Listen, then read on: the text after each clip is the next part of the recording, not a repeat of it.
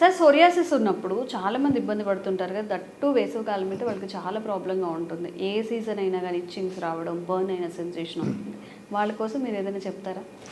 3 పదార్థాలతో మంచి ఔషధం తయారు చేసుకోవచ్చమ్మా. ఇంటర్నల్ మెడిసిన్ ఉసిరిక పొడి ఒక 150 గ్రాములు, బావంచాలు బావంచాలు మనకు మార్కెట్లో దొరుకుతాయి. బావంచాల పొడి మనకు మార్కెట్లో దొరుకుతుంది.